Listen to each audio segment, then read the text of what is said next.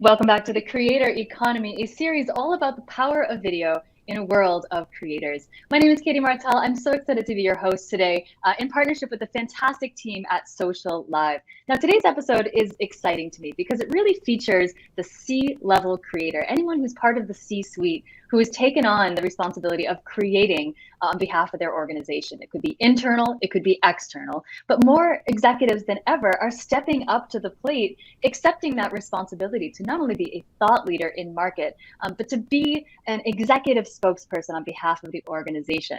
We know that when it's done right, it has tremendous business impact on everything from company culture to employee engagement, but also everything we need to drive like sales, awareness, and even investor confidence. So I'm sure you can agree this is an amazing opportunity for anyone in the C-suite, but we've also seen it go south a few times. We all know and have seen those horror stories of C-suite execs not exactly prepared for camera. And I think today's episode is all about that. If you are somebody in the C-suite joining us, thank you for being here. And if you're somebody who works hard behind the scenes, we know there's a lot of people behind the scenes. We hope this episode gives you a lot of inspo, but also tactical help as well as we all navigate the world of creators. I'm really excited today to be joined by folks that represent, I think, what it really takes to be part of the creator economy. Things like empathy, right? Being more accessible to our audiences, making new connections with the power of video, and showing the humanity of our business. Now,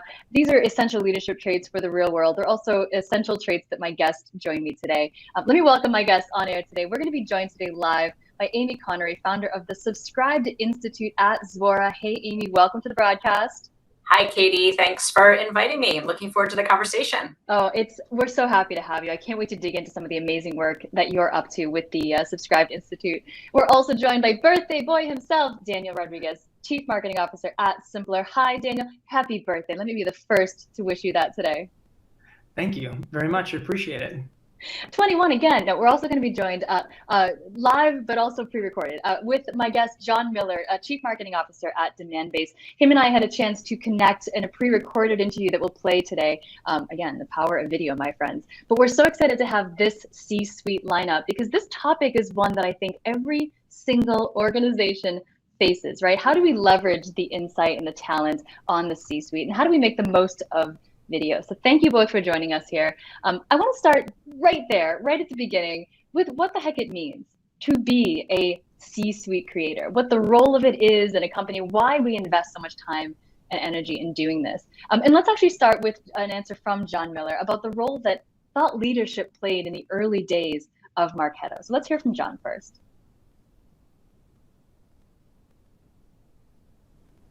You know, I mean, back in the early days of Marketo in like 2005, 2006, one of the things that I sort of declared when we were starting the company is that I really wanted us to be seen as thought leaders.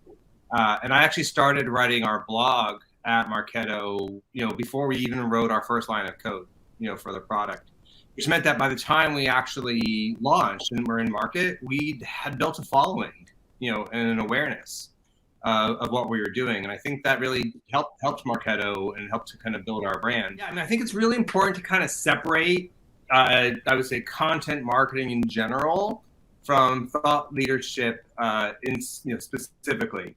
I mean, they both can, accomplish a goal of building awareness about your brand, building perhaps even preference, for your business.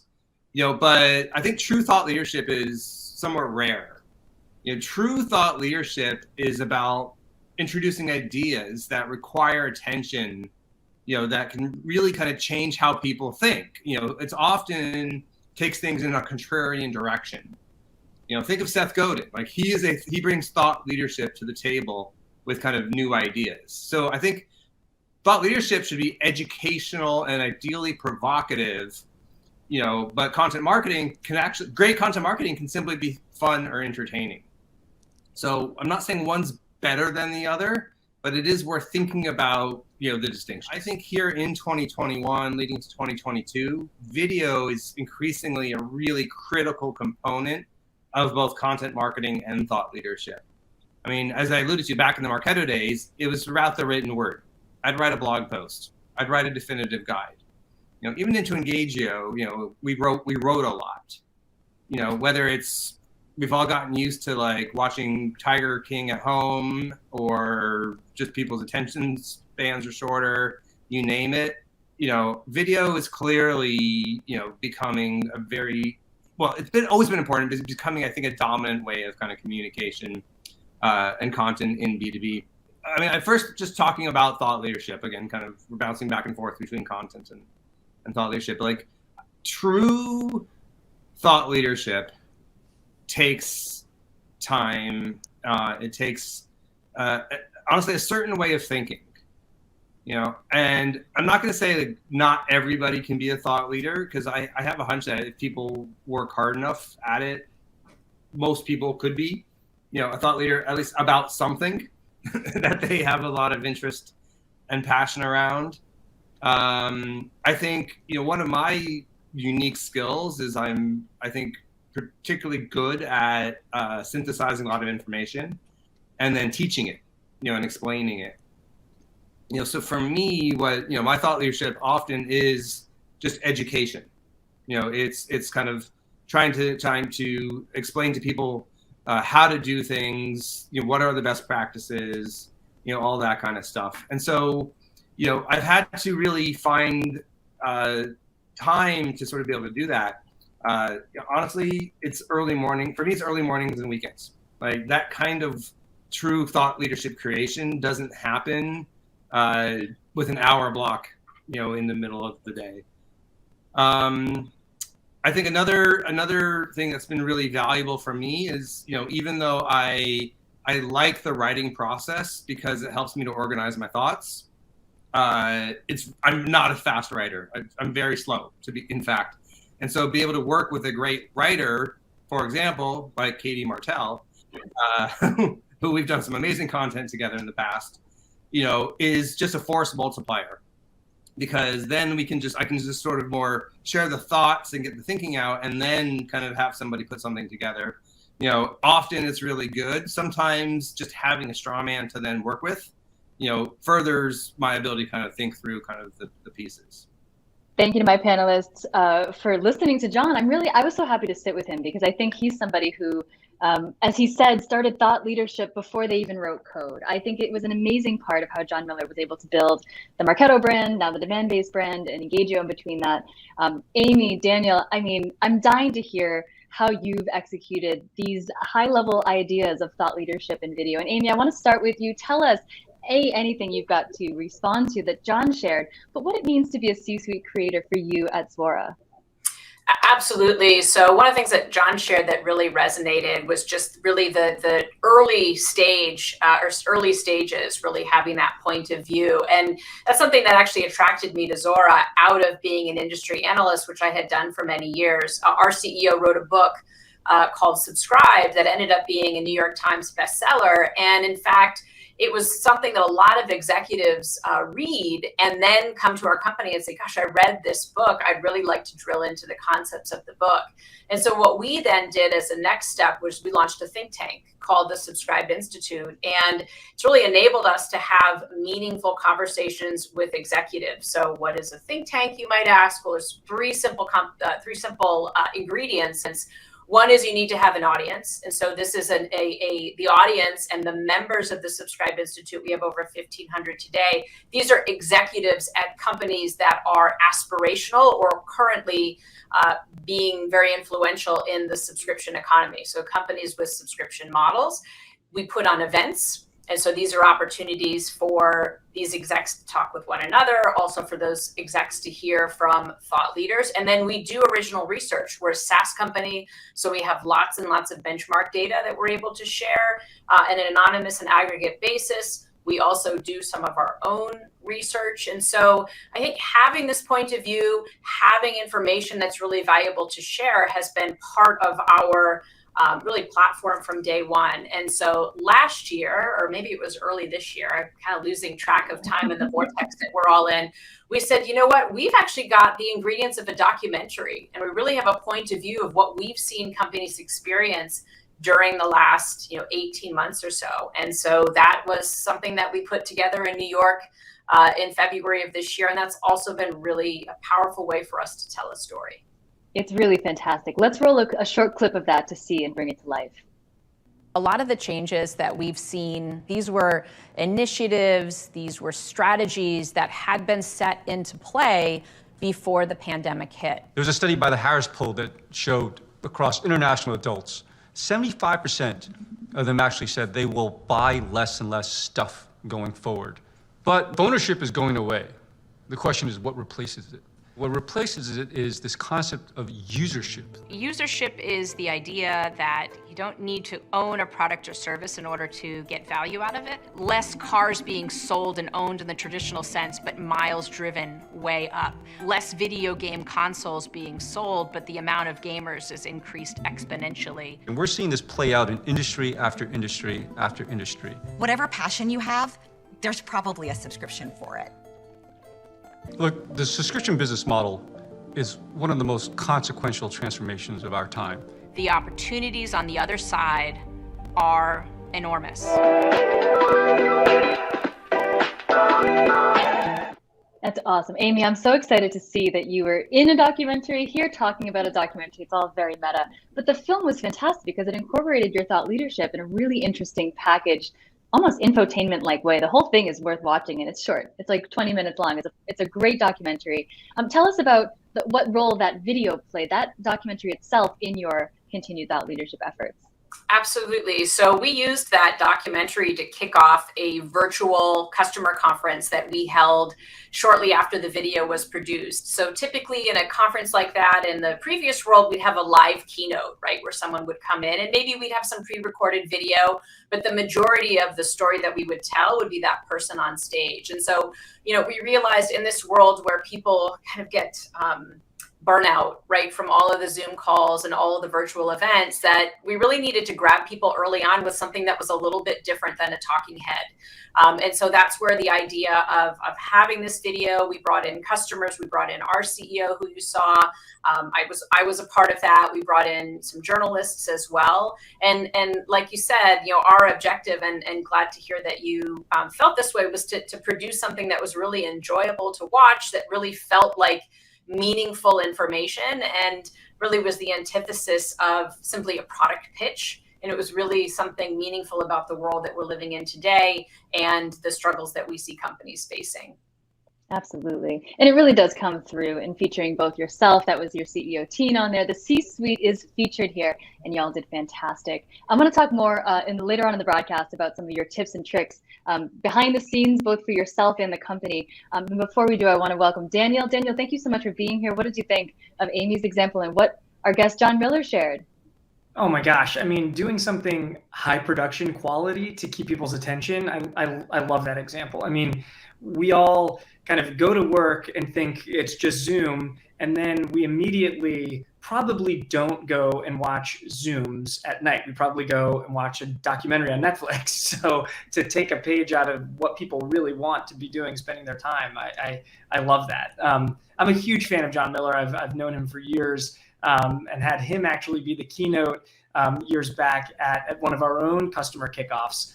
So it's great to kind of see the world go round here, and reflecting on what he said about finding somebody who you can collaborate with if you yourself are maybe not a great writer. I actually very much empathize with this, because Jason Fiddler, who runs PR here at Simpler, and we actually worked together back at Seismic as well. It's this symbiotic relationship, it feels like at this point, where we can sit down, he can pull an idea for a thought leadership piece out of me in a 30 to 45 minute conversation. He does a critical first draft. Anyone who takes pen to paper for the first time is the true winner in all of this creator economy stuff. Because I think that's the hardest part. I think it's the hardest part to actually kind of take the first crack at something. And then we can kind of iterate back and forth on something once it's down, but he does an amazing job of kind of synthesizing that stuff. So I love hearing that. Oh yeah. And I promise I didn't pay John Miller for that shout out, but John and I had worked together in that exact role. And That's the beauty of being a C-suite creator. You don't have time. As John mentioned, you can't do it in the middle of the day. If you've got nights and weekends, great. But I give you both a ton of credit for making yourself available for this type of work. As we know, it works, but it does not just happen. And really good thought leadership does take, as John mentioned, that contrarian thinking and time. And it's really important to have resources. And we'll get into that. But Danielle, first start us and tell us more about how else you are leveraging video as a channel, as a tool. As part of these larger thought leadership efforts, there's been some announcements and some launches just this week over at Simpler, which is a fantastic example. That's right. We have just launched our first book, which is absolutely a thought leadership piece. A soon-to-be bestseller. Experience is everything. We can hope that it could be a bestseller, like the subscription economy book that Amy was referring to. And in many ways, I think this is following somewhat of a playbook, right? To create a category as a company, as a startup company, you need to have thought leadership. You need to be contrarian, and it's very helpful to be perceived as serious about that endeavor. And, we looked, and I was fortunate enough to actually be in the classroom, literally having Brian Halligan and Dharmesh Shah from HubSpot when I was in business school talking to us about writing their book and how important it was for them to write their book on inbound marketing as a way of organizing their thoughts, first and foremost, and substantiating and legitimizing their viewpoint on the market. And so that's very much, I think, what we've done here with this Experience is Everything. And then in order, to promote it, I think we want to be able to connect with people, right? And we want to do that on people's terms. And we're certainly going to be using all of the forms of content that we can, but video will be critical for that. So we're doing a couple things with video. One is that we are having a webinar series. We interviewed a lot of very experienced, thoughtful thought leaders themselves that are in the customer experience space as a part of writing this book. And we are going to have them on video, and we're going to have more conversations and pull more out from them, which is going to be a great series over the next couple months that we're going to be running. And then I want to, and we're going to see when this happens. It's going to be in Q1. I don't want to make any promises, but I want to create a LinkedIn Live series and have it be a dialogue, I think, between kind of two senior executive roles that we see within this body of work that we put together for the book. We see there's a tension that's kind of playing out between, and it's specifically between the customer success leader and the brand leader, which is sometimes a general manager of a brand, or it could also be the CMO, particularly in retail organizations. And it's a healthy tension. It's a positive tension, but there's change and movement happening within organizations, and it's because the way that customers exist has changed. So we've kind of seen this play out, and I want to host that, and I want to help pull some of those levers and have people talk about it. Yeah, you're building a platform, right, for these conversations. It's a platform for that influence. I think that is such a cool way of leveraging live. Tell us more about this Upstream series, please. Yeah, so we're really proud. I'm personally proud to just be able to be associated with what Trish Fontanella, who runs our community efforts here at Simpler. So we have a community that is not our customer community. It is a broad community for CX practitioners, so mentors, mentees, people to come together and learn. It's called CX Life, and we have a content series called Upstream. And Upstream is made so that we hear from a different set of voices. I don't think it's probably too much of a surprise for people to hear that the world of leadership in customer experience, which includes thought leadership as well as practitioners, is overly white and male. And we are in a position, and I'm so proud to be associated with Trish taking this leadership stance to say, let's change that. If we collectively recognize that that's an over-indexing and we want to change that, we need to do our part. And part of that means we need to hear from new people. We need to hear from different perspectives, and we need to give people, and this is part of why we're doing this too, is that the people who get promotions are the people who are seen as thought leaders and as people that are getting recognized with awards and getting recognized with speaking engagements, right? This kind of goes round and round. And there are people that are doing amazing things that have yet to have their first or second chance to show people what they're doing. And so we're trying to elevate those voices. I love that. It really does take the first chance to start that momentum going. Kudos on that series. Kudos on the driver behind it. I'd love to ask any lessons learned along the way. I mean, this is a question about any thought leadership efforts with video, but tell me about anything you wished you knew. I mean, what have you learned in just creating these video series? Well, there's a few things. There's a few things. One is that there is definitely like a measure twice, cut once here to deciding, hey, we want to do a series. How are we, who is our audience? What is our angle, right? And then there is also the don't measure 3 and 4 times. Like you have to actually start. You have to go. You have to, the first episode is always going to be a little bit lumpier than the 10th episode. I mean, that's just kind of that's how things go. You get more used to producing it.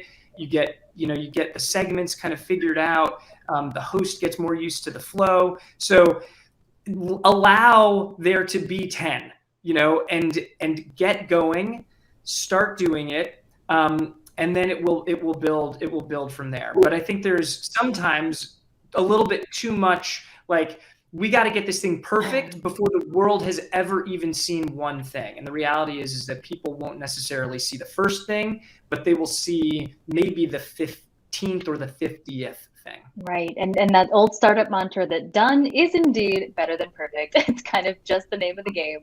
Amy, I'd love to ask you the same question. I mean, the Subscribed Institute is a beautiful example of an internal think tank, a thought leadership factory inside of a company. I'd love to learn any lessons that you've experienced from founding this incredible asset for Zuora.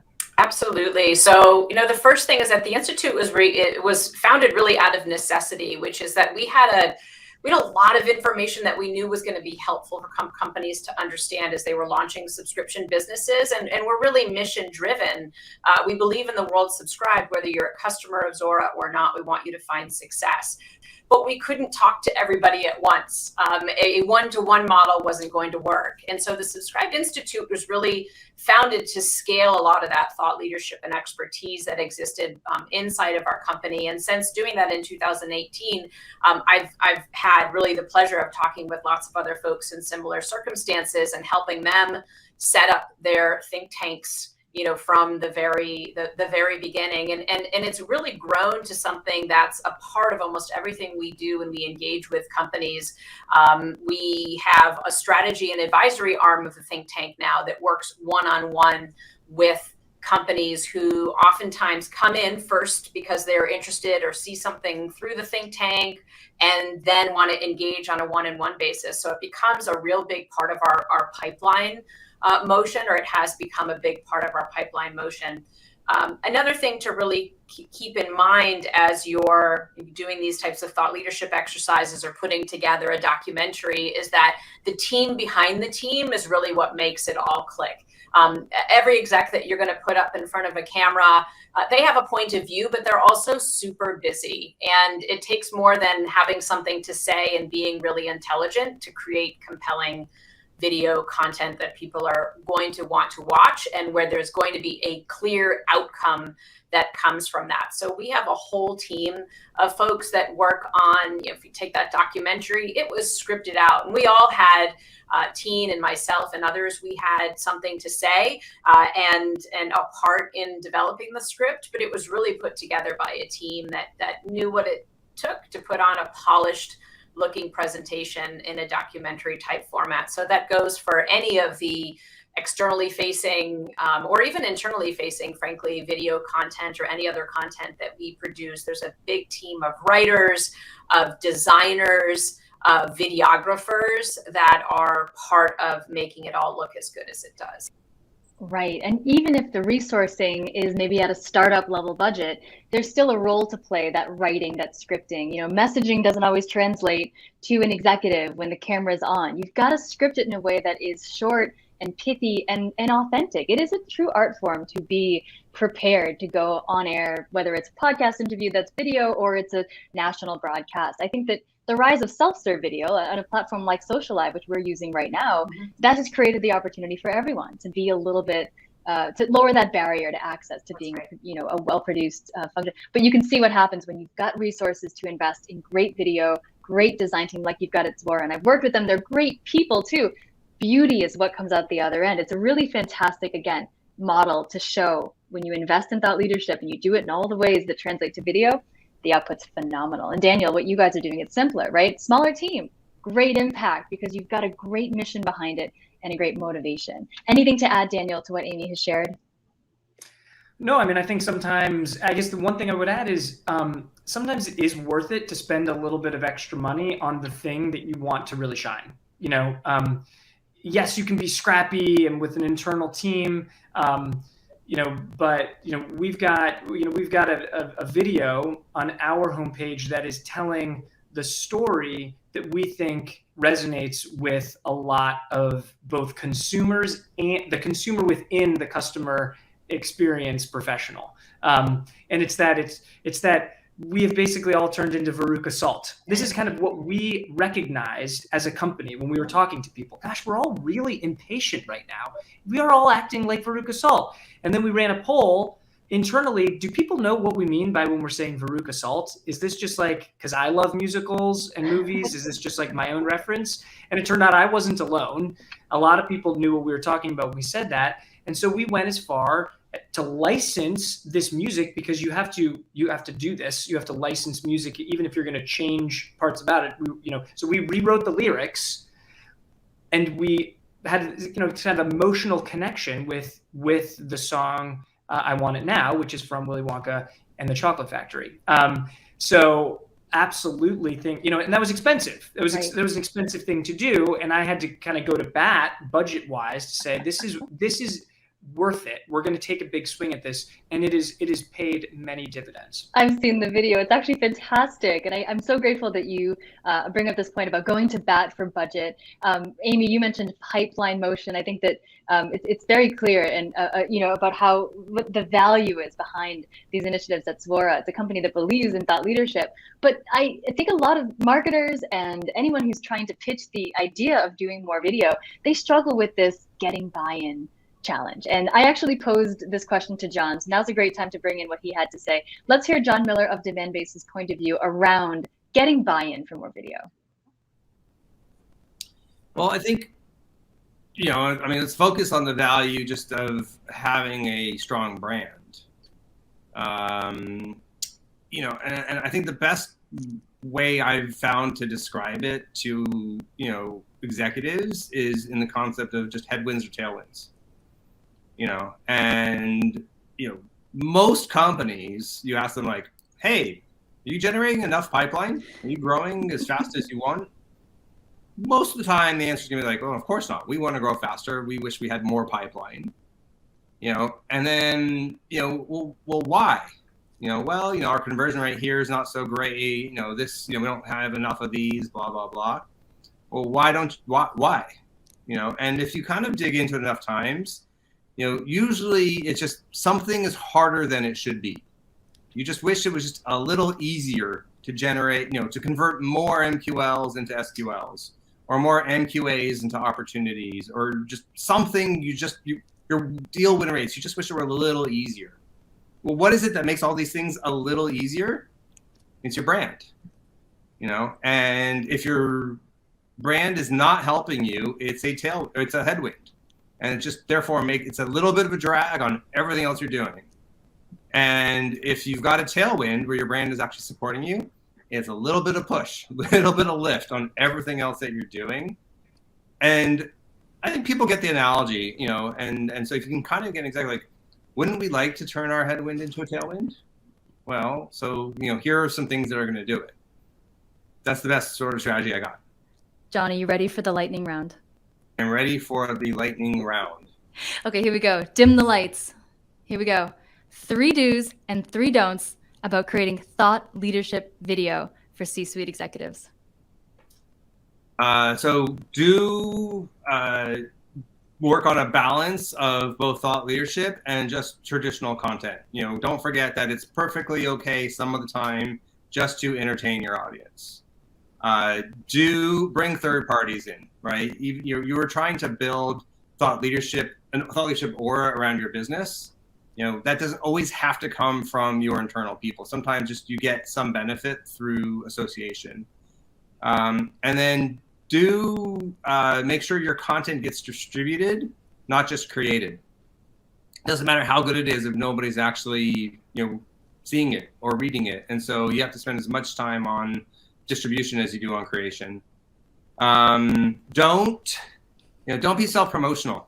And like this seems so obvious to so many people today, and yet even at demand-based still, like I have to fight back against like, why are we putting this article about us on our blog? And so trying to find get that right balance and trust that if you are being educational or entertaining, that people will find the content about you. Don't go for quantity over quality. It gets back to the distribution piece. You don't want your gold to get somehow buried, just amongst a bunch of stuff that isn't all that great. And then lastly, this one's kind of pretty obvious, but don't be boring. Like it's okay to be a little interesting, a little unique, a little fun. People will really resonate. Just because this is B2B, it does not need to be boring. Amen to that. And I think that I want to go back to what John said in the beginning of that clip about headwinds and tailwinds. I love that idea of momentum. And I think video is a beautiful way of creating the kind of momentum that is air cover for everything else you need to do. So I want to talk about impact. I want to talk about what the impact can be when we unlock having our C-suite truly be creators. And Amy, I'd love to kick that question to you. What is the impact on the business? You mentioned a bit about pipeline motions, but talk to me about how measurement really happens at Zuora around having the C-suite be so active on camera. Absolutely. And this is something I've been so methodical about since joining Zuora, because in my previous role, I measured everything I did as an industry analyst. And then I moved into an organization where I was part of the go-to-market motion, and I felt really uncomfortable not having specific and demonstrable KPIs back to the business. So pipeline creation was a really obvious one because we're able to create campaigns around almost everything we do at the Institute, whether it's an event or a piece of content. And we track that and report that back to the business. We look at engagement levels. We look at, of those 1,500 executives, who of them have been active in the last year, which one of those are from target accounts. And so we can go back and say, look, we're drawing an audience that's really meaningful audience to speak to for Zuora. And then I mentioned we have a strategy team of advisors that is an advisory arm of the Institute, because that team is working one-on-one with companies that are often represent sales opportunities for us. We also track ACV or average or annual contract value associated with the engagements that my team is involved with. Ultimately, we're a software company that sells software. And so everything that we do needs to support someone's decision to go with Zuora over doing nothing or going with a competitive product. And so we want to tie our success really closely to the business's success, because that will enable us to continue to receive investments from the business. Right. And I love this in the B2B world too, because words like velocity matter, right? When we're talking about long deal cycles, engagement matters. We're talking about more than one buyer. This is really something every B2B firm has to deal with and hopefully is measuring.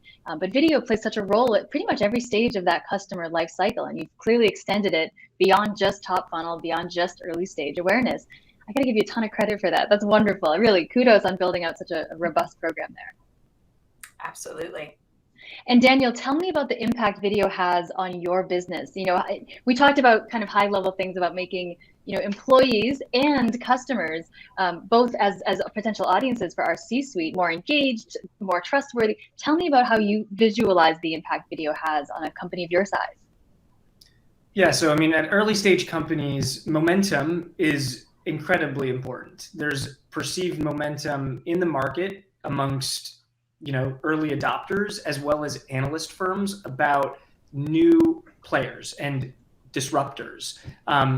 And also for your future employees, to see that you are a company that is different, that is standing out, that is cool. You have to have this kind of emotional resonance, I think, with your audience, and that audience includes all of those constituents. I think in order to build that type of momentum, and be seen by people as magnetic. I want to be a part of this. I don't know at all what you guys do, but I like you.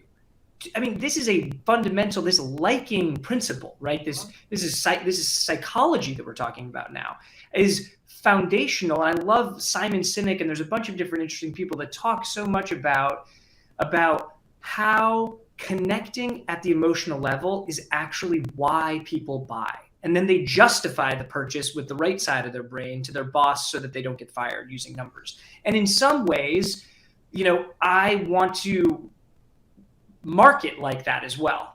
I want to create a structure because I also am an Excel spreadsheet dork and, did consulting as my first job out of college and totally know how to kind of, use numbers to make sure we don't run out of money. Right. But also, it's my job to make sure that we are actually connecting with buyers. So video is incredibly important part of doing that, and getting that exposure, whether it's through videos that are on our site, videos that exist through other people's webinars, replays that are then happening, video snippets that we're sending out in emails. A lot of this stuff is kind of hard to track especially if you're using a first touch attribution model, which is what I've used predominantly in early stage companies because it's easiest of attribution models. Right. And so it can just become challenging to say, well, we spent, 20 grand on doing that. What did we get from that? And it's hard sometimes to say, well, I can give you a straight line drawing it into the pipeline.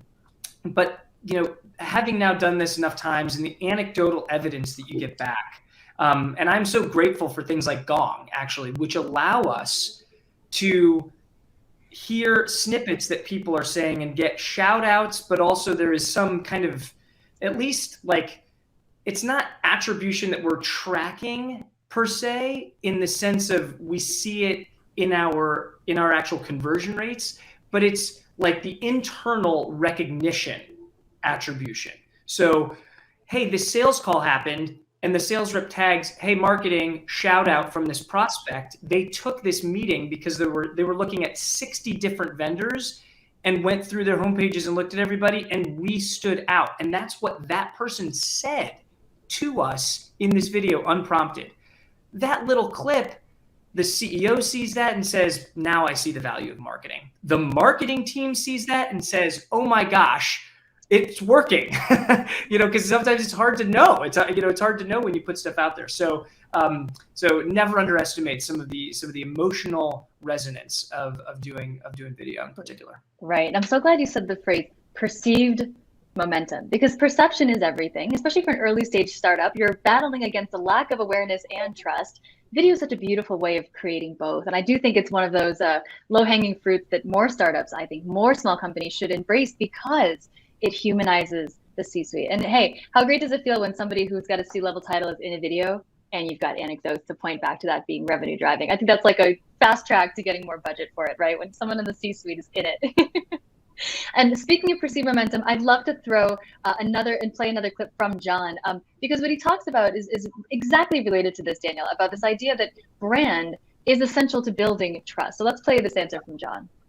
Well, I mean, very clearly, I believe that content and thought leadership is how B2B companies should build their brands.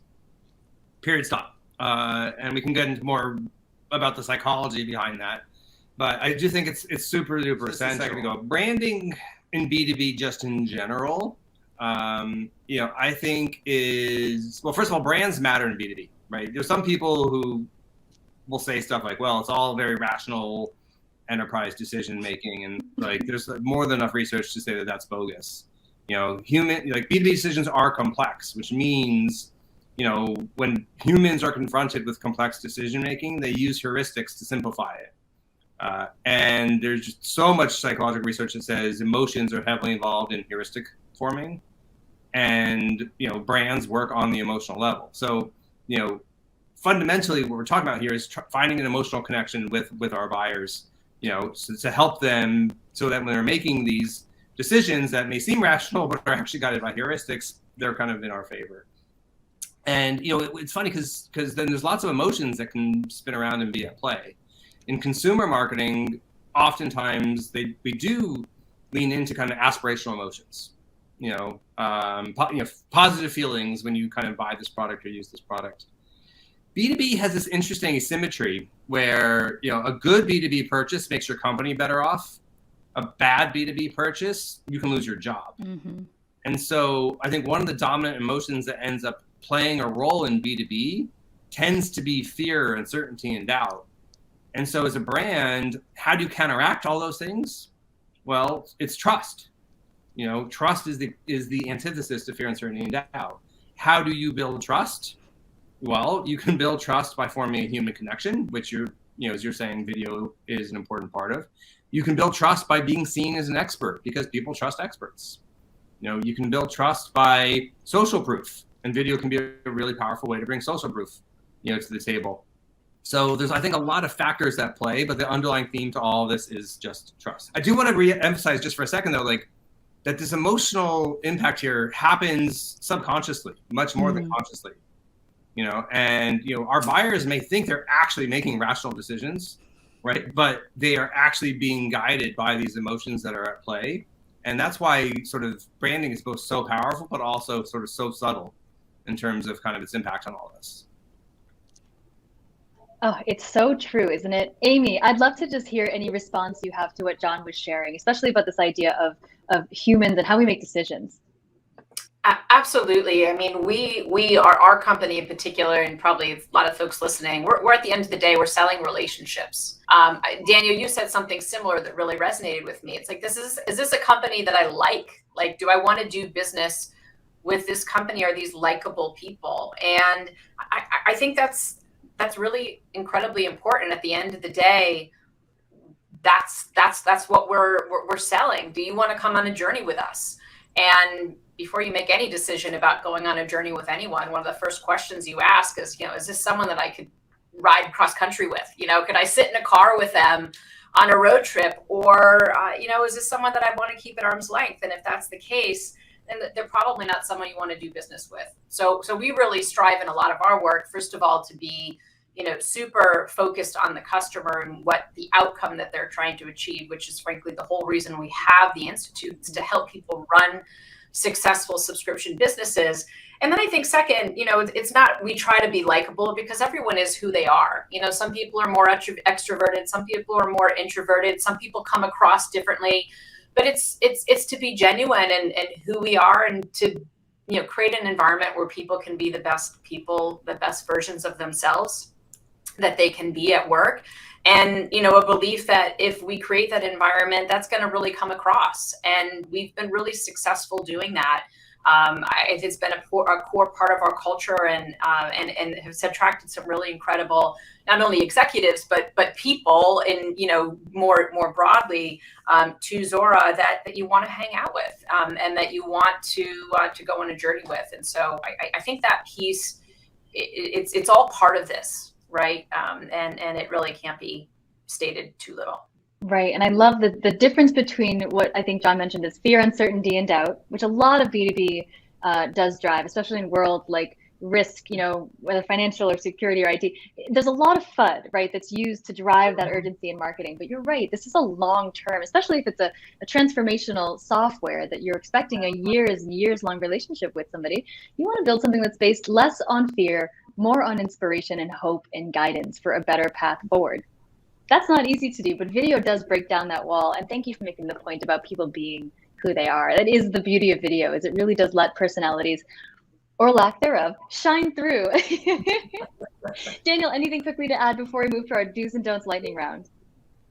Let's do it. Hey, good. Well done on that segue. And we're going to start right with you, Daniel. Give me 3 do's, 3 don'ts for C-suite on video in any capacity.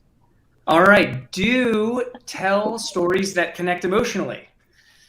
Do go bigger than you think is safe.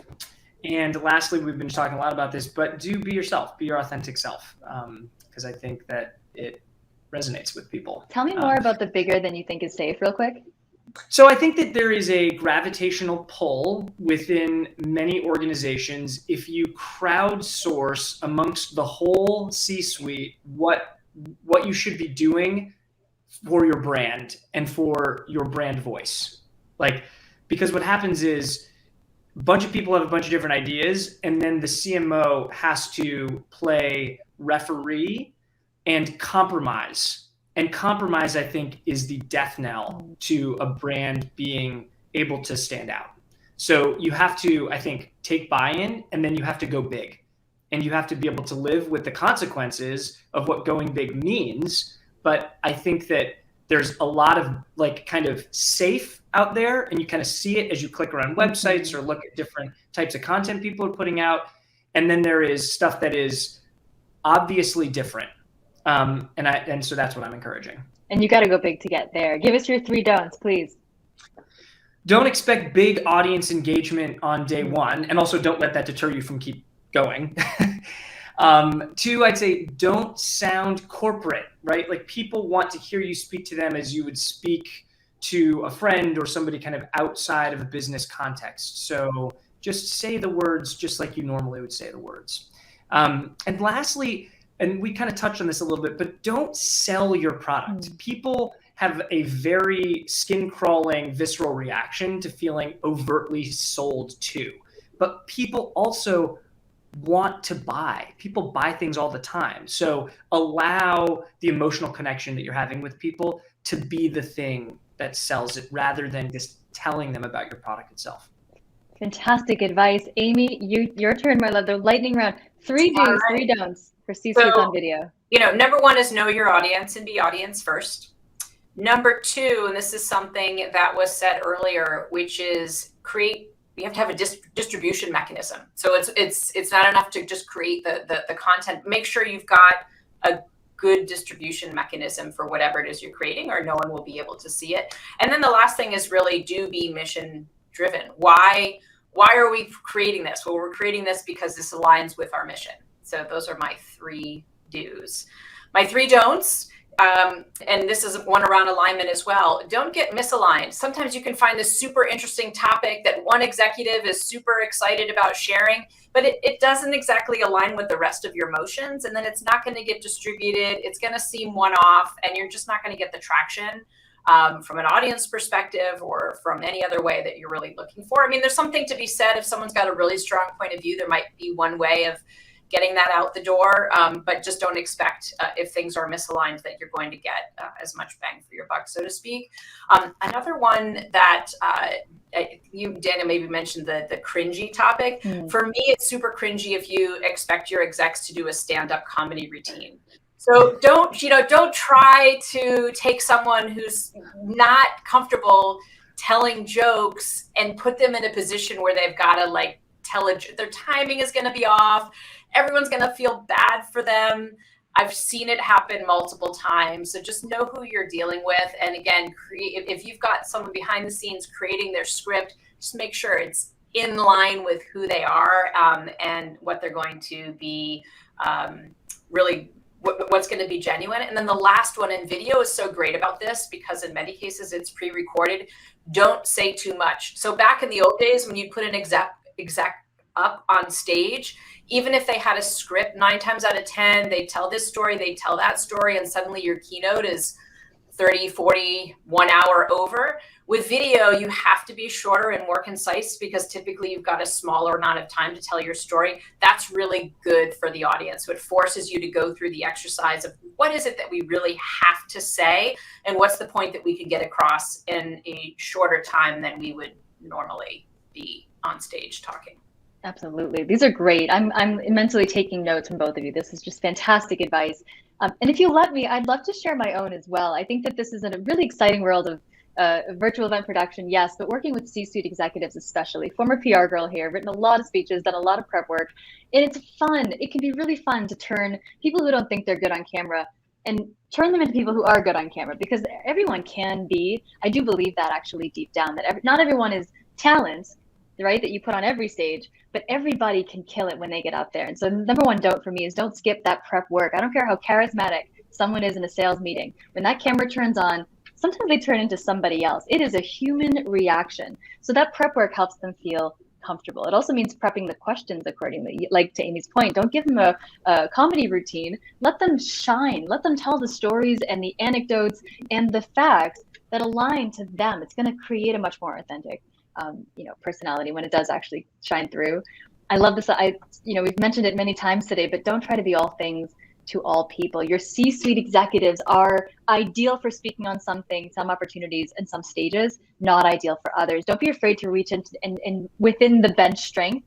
Maybe you'll be like Daniel and you can give people their very first opportunity and you'll find a superstar, but it does take a judicial eye to say, is this person the right one to give this message on this platform at this time? Where can we start to build a bench strength of speakers? And I finally, my last don't is don't lose sight of the attendee experience. We think so much about what we want to say. What is it that we want the audience to feel? I feel like this is such cliche advice, but it is so lost, especially in an age of virtual. What is it that we want the audience to come away with? What do we want them to feel? Is it that sense of hope? Is it that sense of possibility and optimism? Or is it that fear, uncertainty, doubt, and worse, boredom? We want them to want more to do with us, and it's like a good date. If it's a second date, you got to earn it. You got to make them want more. So I'm going to leave you with just my don'ts. Forget the do's. But I will say this: do, my panelists, give us any final thoughts you have for our audience. Daniel, anything else you want to add, and any final words today? I mean, take the leap. It's like I think there's so many people that get in their heads about this. I really do. I think that there is an unnecessarily high bar in people's heads about what they have to be able to do in order to put themselves out there and have people find what they're saying interesting. I see whether it's because of the patriarchy that we have and misogynism, like some of the women on my team I've seen in the past feel like imposter syndrome, like you're a freaking expert, like this is society's problem and now we need to do things to correct it. So just take the leap. How about you, Amy? Any final thoughts for the audience?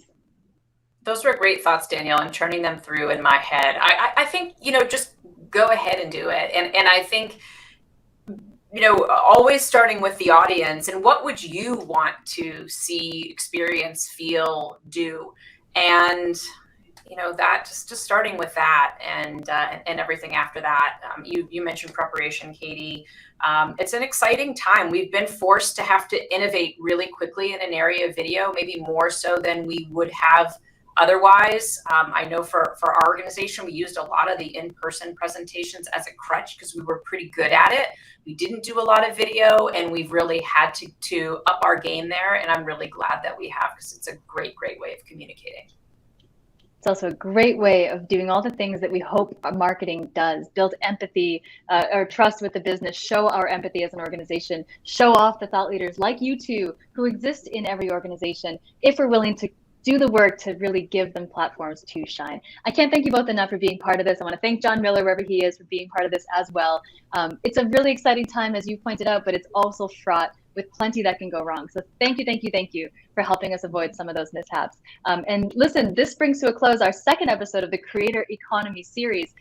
Join us on February 17th for our next episode on authentic storytelling. I'm so happy, Amy, Daniel, that you could join me today. Thank you. And I hope that we've inspired our audience to get out there, get filming, because trust me, it is worth it. It is worth it, my friends. Thank you, everyone. Good luck out there.